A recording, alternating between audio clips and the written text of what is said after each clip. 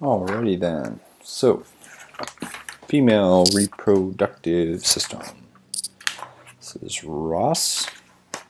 This is the ovary, part 1. So, the ovaries are small, paired, ovoid structures, okay, that exhibit a cortex and medulla when sectioned. Okay. On one side is a hilum for the transit of neurovascular structures. On this same side is a mesovarium that joins the ovary to the broad ligament. So I'll get to that. You can't really see all this stuff in this picture. The functions of the ovary are the production of ova and the synthesis and secretion of estrogen and progesterone. So in the cortex, there's numerous primordial follicles that are present at the time of birth, and they remain unchanged until sexual maturation. So the oogonia in these follicles are rested in prophase of the first meiotic division, so meiosis 1 prophase, that's where they're stuck. At puberty, under the influence of pituitary gonadotropins, the ovaries begin to undergo the cyclical changes designated the ovarian cycle. So during each cycle, the ovaries normally produce a single oocyte that's ready for fertilization. So at the beginning of the ovarian cycle, under the influence of FSH, some of the primordial follicles begins to undergo changes that lead to the development of a mature Graafian follicle. These changes include a proliferation of follicular cells and enlargement of the follicle. Although several primordial follicles begin these developmental changes, usually only one actually yields an oocyte. So occasionally two follicles will mature and ovulate, leading to the possibility of a dizygotic twin development.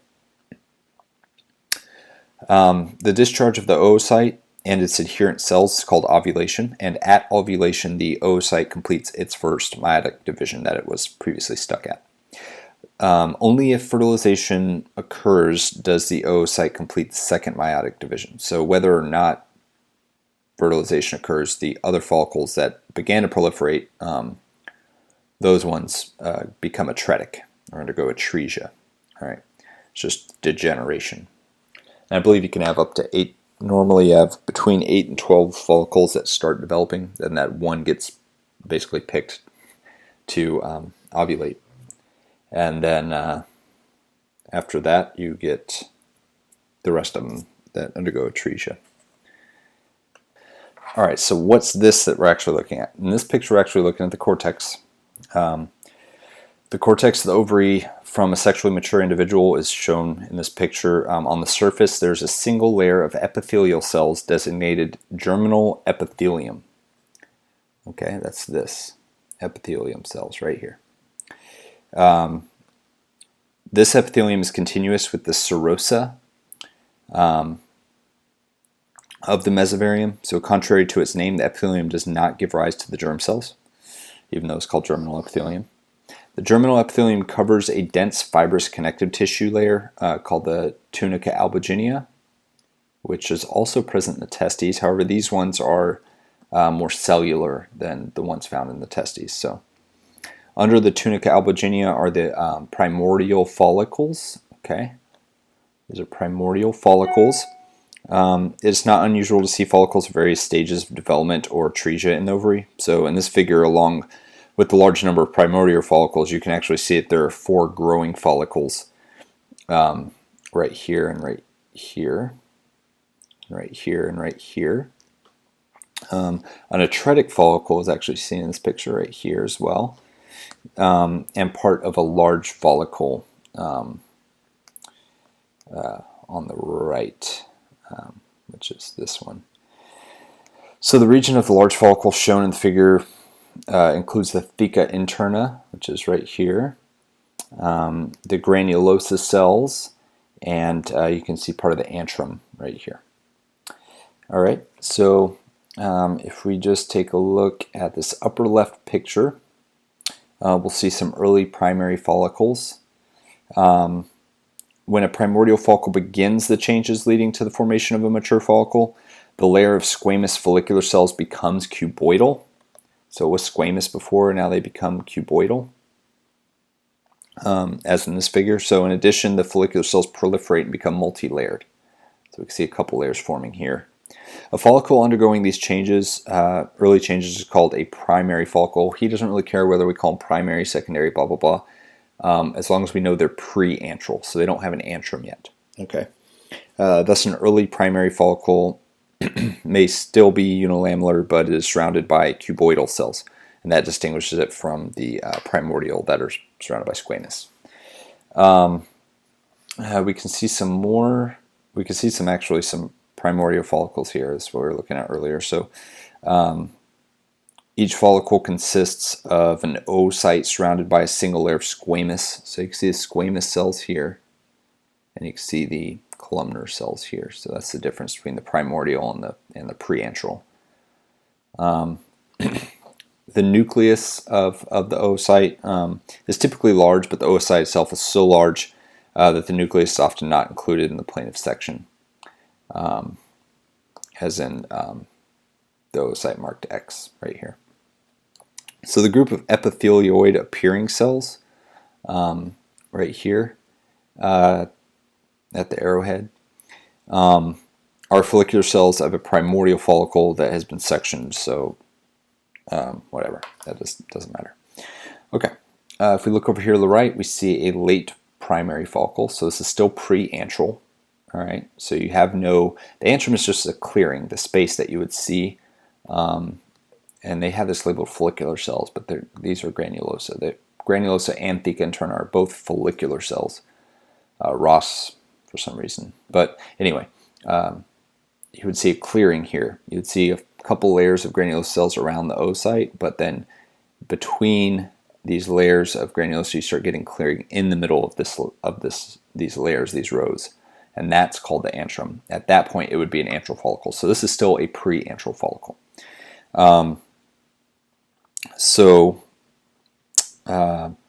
The primary follicle in this figure shows a multi-layered mass of follicular cells, or granulosa cells, surrounding the oocyte. The innermost layer of the follicular cells is adjacent to a thick eosinophilic layer of extracellular homogeneous material called the zona pellucida, all right, ZP.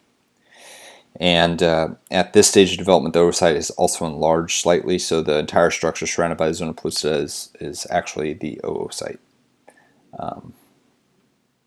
So everything in here is the oocyte. Surrounding the follicles are elongate cells of highly cellular connective tissue referred to as stromal cells out here. The stromal cells surrounding the secondary follicle become disposed into two layers designated theca interna and theca externa. So as shown in the figure above, stromal cells have become epithelioid in the cell-rich theca interna. So if you go up here,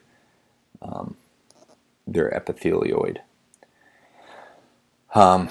This is where Ross gets a little confusing. So they're calling this stroma and this follicular cells when depends on who names what, but theca interna are, as far as I know, as far as he explains it, are both follicular cells. So I don't think he's going to try and get us on that anyway. So okay, so that's the first section of ovary we'll look at. The next one is this here.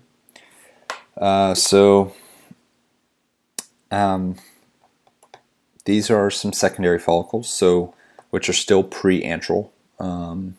Actually, we have an antrum here. So these are antral, okay? So the two follicles growing under the influence of FSH, so at this point they're growing under the influence of FSH, are shown over here. So the more advanced follicle is the secondary follicle. The oocyte in the follicle is surrounded by several layers of follicular cells that at this stage are identified as granulosa cells. So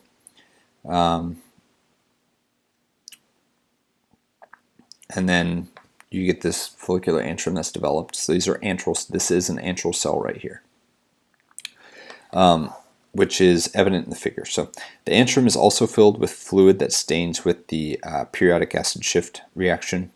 The substance that stains with the PAS reaction has been retained as an eosinophilic precipitate in the antra of the secondary follicles, shown here in the figure on the right. So immediately above the obvious secondary follicle is a slightly smaller follicle. There's no antrum in here, so these are pre-antral, or primary if you want to use that nomenclature.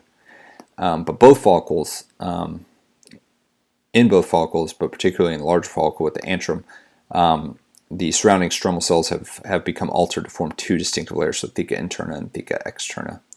Here's your theca externa, here's your theca interna. The theca interna is a more cellular layer, and the cells are epithelioid. On electron microscope, they display the characteristics of endocrine cells, so they have tubulovesicular mitochondria, stuff like that. So in contrast, the theca externa is a connective tissue layer, and the cells are more or less spindle-shaped here.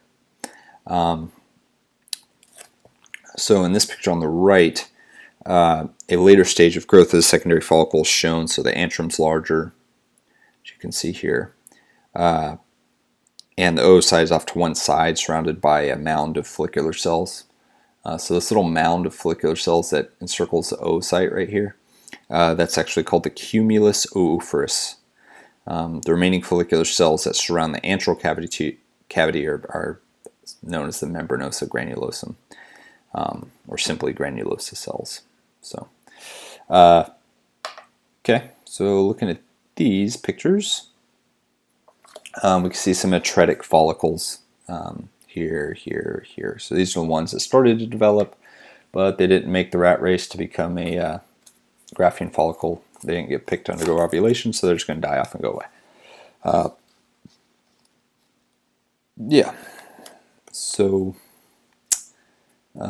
sometimes they retain their zona pellucida, right? So you can see that here.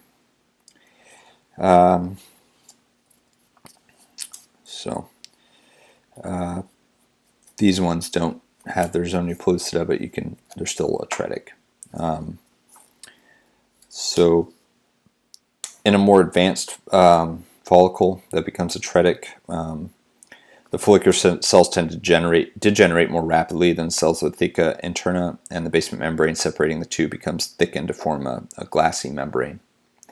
I don't know if I can really see a glassy membrane. That's what they call it right there, this space, but I don't know. Yeah. So over here on the right, these atretic follicles have, I guess, some glassy membrane kind of thing going on. Yeah. Anyway, that wasn't very exciting. But let us go on. Now we are looking at the corpus luteum. So you have ovulation. Now you have this corpus luteum left over. Yay, fun. Okay.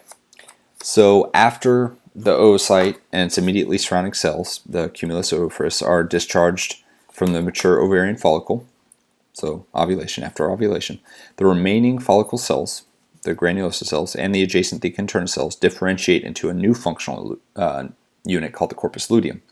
So now you have granulosa lutein cells, you have theca lutein cells. So the cells of the corpus luteum, the luteal cells, rapidly increase in size and become filled with lipid droplets.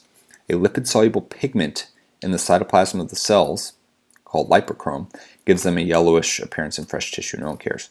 Electron micrographs of the luteal cells demonstrate that they have features typical of steroid-secreting cells. So they have abundant smooth endoplasmic reticulum, so abundant SER. They have tubular cristae mitochondria, so tubulovesicular mitochondria. Two types of luteal cells are identified. So you've got the large centrally located granulosa lutein cells are derived from granulosa cells, and the smaller peripherally located theca lutein cells are derived from the theca interna. So a rich vascular network is established in the corpus luteum into which progesterone and estrogen are secreted by the lutein cells. So these hormones stimulate growth and differentiation of the uterine endometrium and prepare for implantation of fertilized ovum. So let's take a look at this picture. So the figure shows ovarian cortex shortly after ovulation. The arrowhead points at the surface of the ovary at the site of ovulation. So that's where the egg exited. The cavity, this FC, follicular cavity, of the former follicle has been invaded by connective tissue. The membrane granulosa, so the granulosa cells have become plicated, and the granulosa cells now transforming into cells of the corpus luteum are called granulosa lutein cells. Those TC right here. The plication of the membrana granulosa just before ovulation, it begins just before ovulation and continues as the corpus luteum develops. As the corpus luteum becomes more plicated, the former follicular cavity starts to reduce in size. At the same time, blood vessels from the theca of the follicle invade the former cavity and the transforming membrana granulosa cells. So basically what it's saying is the basal lamina that used to separate the granulosa cells from the theca interna starts to break down. And that way the blood vessels that were in the theca can come into the granulosa now. So cells of the theca interna follow the blood vessels into the outermost depressions of the plicated structure. These theca interna cells become transformed into cells of the corpus luteum called theca lutein cells. So let's look over here. We'll see a portion of the fully formed corpus luteum is shown here. So most endocrine cells are the granulosa lutein cells. So the GLC, all these cells are granulosa lutein cells. These form a folded mass that surrounds the remnants of the former follicular cavity. So there's the follicular cavity you can see used to be big, now it's getting smaller.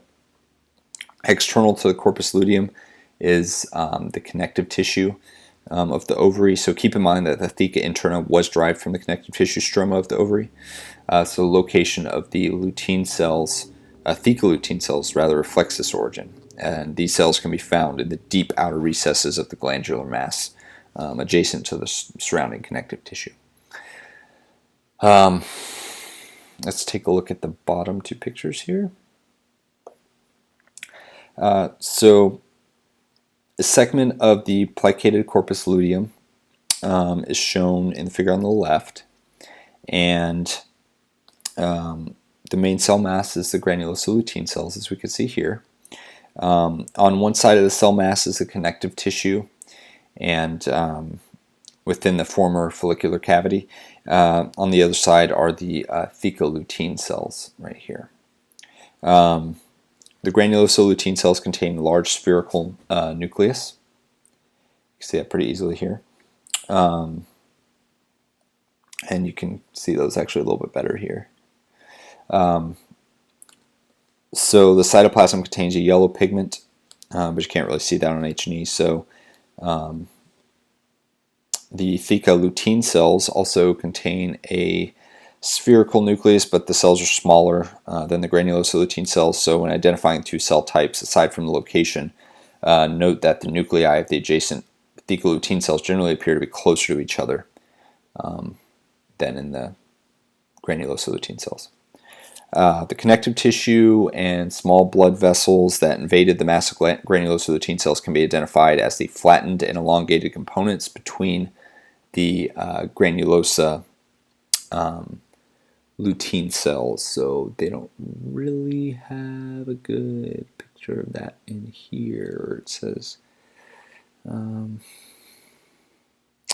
flattened and elongated components. I don't see them. I mean, I see this, but I don't see anything between these that looks like a blood vessel, but whatever, who cares?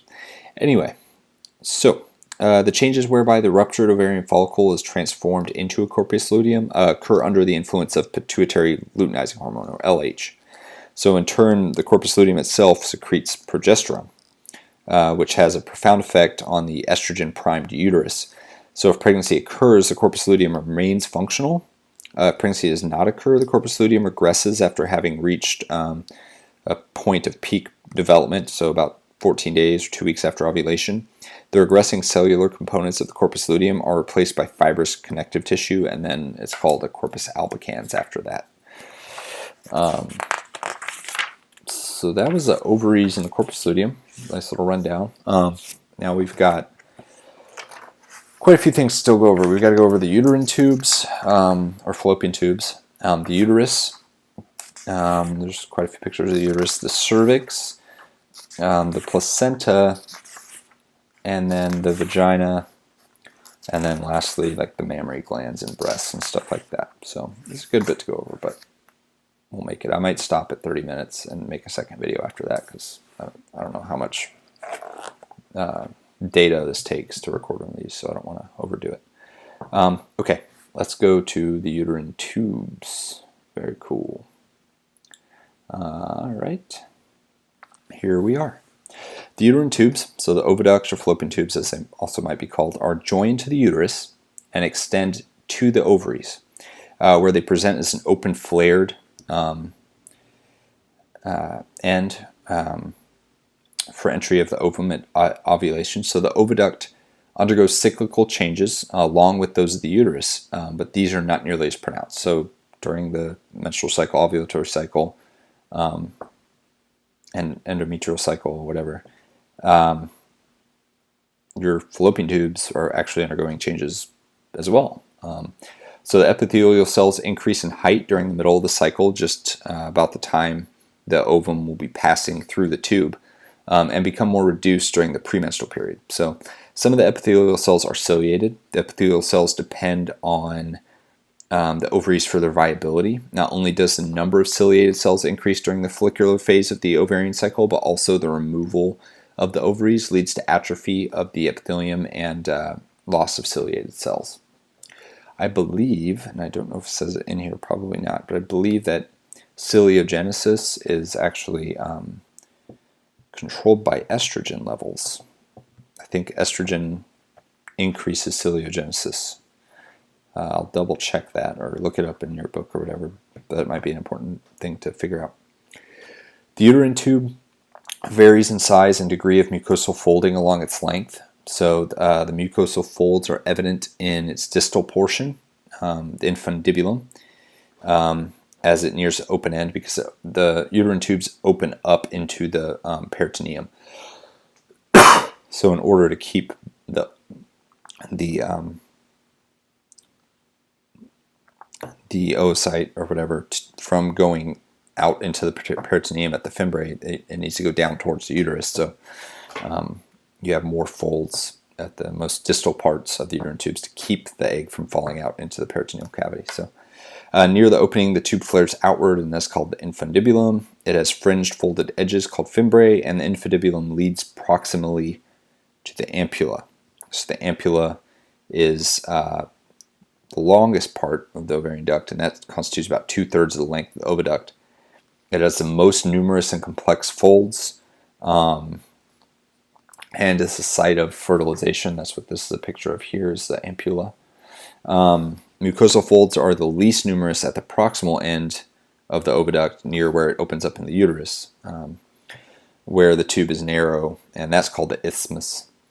A uterine or intramural portion measures about 1 centimeter in length and passes through the uterine wall to empty into the uterine cavity. So yeah, you've got your fimbriae very distally, and then as you move towards the uterus, you've got your ampulla, you've got your isthmus, or I'm sorry, your isthmus, you've got your intramural portion. Fertilization of the ovum usually occurs in the distal portion of the ampulla. So for the first several days of development, as it navigates the complex pathway created by the mucosal folds, the embryo is transported proximally by the beating of the cilia the ciliated epithelial cells and by peristaltic contractions of the well-developed muscularis layer that underlies the mucosa, as we see here. So, like I said, this is a cross-section through the ampulla of the uterine tube. You see all these folds projecting, mucosal folds projecting into the lumen. In addition to the mucosa, you see the muscularis layer that does the peristaltic contractions. The muscularis consists of smooth muscle that forms a relatively thick layer of circular fibers and a thinner outer layer of longitudinal. The layers are not clearly delineated, so you're not really going to be able to see the thick circular layer and that thin outer longitudinal layer. Like you would somewhere else, maybe like in the gut or whatever. All right, if we look at this, it's a zoomed in mucosal fold. So the area enclosed by the rectangle up here,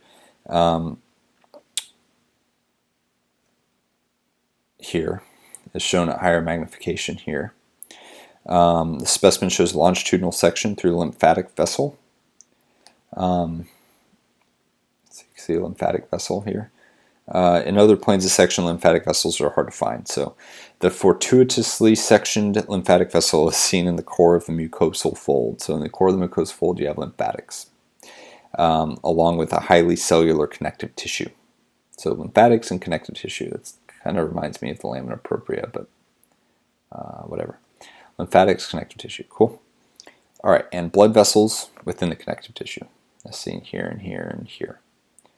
The epithelium lining the mucosa is shown at the inset, right here. The ciliated cells are readily identified by the presence of well-formed cilia. We can see that here. Non-ciliated cells, those are called the PEG cells. So that's these. Are readily identified by the absence of cilia, but they also have elongate nuclei and sometimes appear to be squeezed between the cilia cells. So that's how you can kind of tell them apart from the ciliated cells. The connective tissue contains cells whose nuclei are arranged typically in a random manner. They vary in shape, being elongated, oval, or round. Their cytoplasm cannot be distinguished from that of the intercellular material. The character of the connective tissue is essentially the same as from the epithelium of the muscularis, and for this reason, no submucosa can actually be identified. Okay, that was these. There's some important things about ciliated cells and PEG cells that he goes over in his PowerPoint that they aren't talking about in this whole section, so I would go back and look at that. All right, on to the uterus. So the uterus is a hollow, pear-shaped organ with a thick wall, and in the non-pregnant state, a narrow cavity. The uterine wall is composed of a mucosa, referred to as the endometrium, a muscularis, referred to as a myometrium, and an externally a serosal cover called the perimetrium. The myometrium consists of smooth muscle and connective tissue and contains the large blood vessels that give rise to the vessels that supply the endometrium. The uterus undergoes cyclical changes that are largely manifested by changes that occur in the endometrium. If implantation of an ovum does not occur after pregnation for this event, the state of readiness is not maintained, and much of the endometrium degenerates and is sloughed off, constituting the menstrual flow. The part of the endometrium that is lost is referred to as the stratum functionale. All right, and the part that is retained is called the stratum basale. The stratum basale is the deeper part of the endometrium that adjoins the myometrium. The myometrium also undergoes changes associated with the implantation of a zygote. So, in the non-pregnant uterus, the smooth muscle cells are about 50 micrometers in length. During pregnancy, they undergo enormous hypertrophy and reach more than 500 micrometers in length. In addition, new muscle fibers develop after division of existing muscle cells and division and differentiation of undifferentiated mesenchymal cells. The connective tissue also increases to strengthen the uterine wall. That's another change that happens. Fibroblasts increase by division and secrete additional collagen and elastic fibers. After parturition, the uterus nearly returns to its normal size. Most muscle fibers return to their normal size. Some degenerate. Collagen secreted during pregnancy is digested by the very cells that secreted it, the fibroblasts. But similar but less pronounced proliferation and degeneration of fibroblasts and collagen occur in each menstrual cycle. So let's get to this picture. This is a human uterus. Here's the stratum functionale and the stratum basale. So after the stratum functionale is sloughed off, resurfacing of the raw tissue occurs.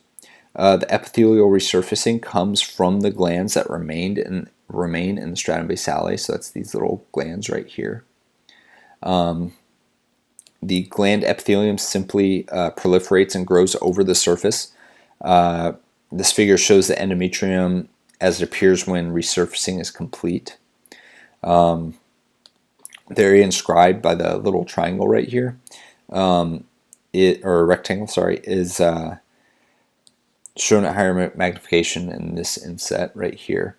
So you can note the simple columnar epithelium that covers the endometrial surface and its similarity to the glandular epithelium. So these surface epithelium and glandular epithelium look very similar.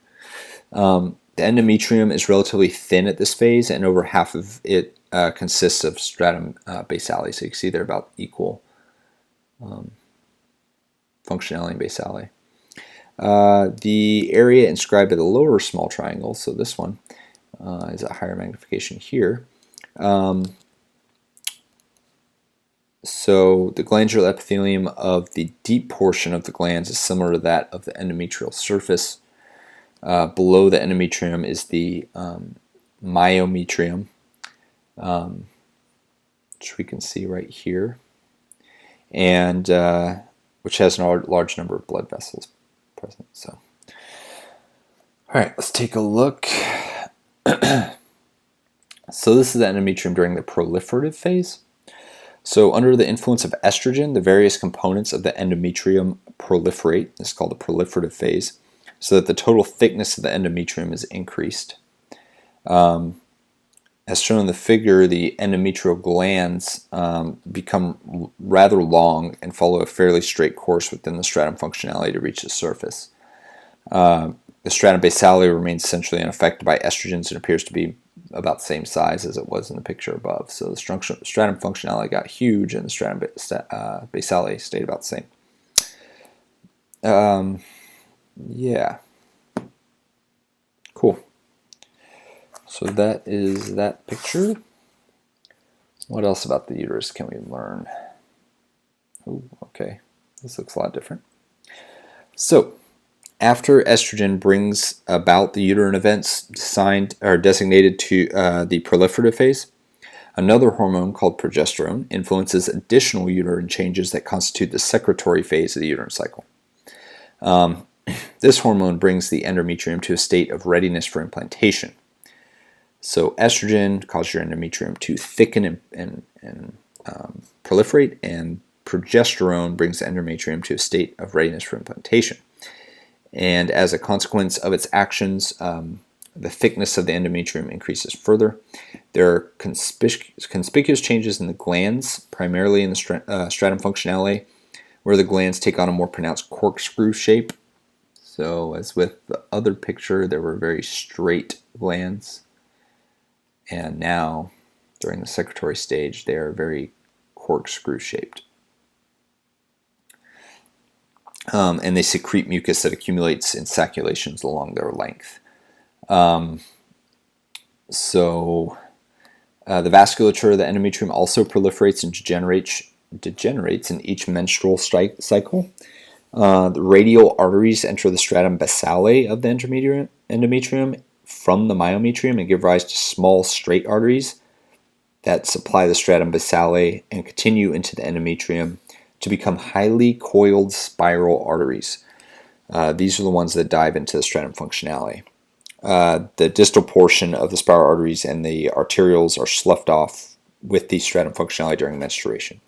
So alternating contraction and relaxation of the basal portions of the spiral arteries prevent excessive blood loss during menstruation. So this view of the endometrium is a secretory phase, so it's under influence of progesterone. It shows the stratum basale and stratum functionale. And then the myometrium, you can see down here. The uterine glands have been cut in the plane. Anyway, who cares about that? Except for a few glands near the center of the figure that resemble those of the proliferative phase. So maybe these ones that are kind of straight. Most of the glands have the corkscrew appearance. So this is one of the distinctive features of a secretory phase of the endometrial cycle. So it is seen most advantageously in areas nobody cares. Okay, in contrast to the characteristic sinuous course of the glands in the stratum functionale, glands of the stratum basale more closely resemble those in the proliferative phase. So these ones have straighter sort of structure to their glands. They are not oriented in any noticeable relationship to the uterine surface, and many of their long profiles are even parallel to the plane of the surface, like this one. Okay, let's go to these pictures. So, this is a little bit higher magnification view of the stratum functionale. So the endometrium during the secretory phase becomes edematous. The increase in endometrial thickness because of edema is reflected by the presence of empty spaces between cells and other formed elements.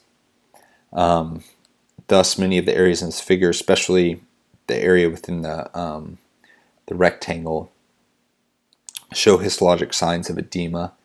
In addition, in this phase, the glandular epithelial cells begin to secrete a mucoid fluid that is rich in glycogen. This product is secreted into the lumen of the glands, causing them to dilate. Typically, the glands of the secretory endometrium are more dilated than those of the proliferated endometrium. So this inset shows the two glands, a higher magnification. Each of these glands contains some substance within the lumen. The mucoid character of the substance within one of the glands can be surmised by its blue staining here. Although not evident in H&E, the epithelial cells also contain glycogen during the secretory phase. And as mentioned above, this becomes part of the secretion. So the arrowheads indicate stromal cells right here. Some of these cells undergo enlargement late in the secretory phase. These modified stromal cells, called decidual cells, play a role in implantation. So these are called decidual cells. They play a role in implantation. Okay. I'm going to stop this video and I'm going to pick back up with the cervix on another video.